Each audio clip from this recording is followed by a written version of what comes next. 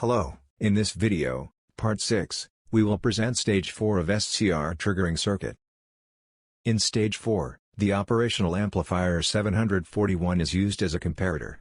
The cosine wave produced in stage 3, will be compared with a DC level signal.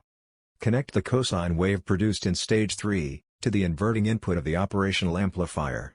Also, connect a variable DC voltage, VC, to the non-inverting input. Monitor the cosine signal on channel 1, of the oscilloscope, while the output signal is connected to channel 2. Adjust VC, up and down, and watch the effect on the output signal.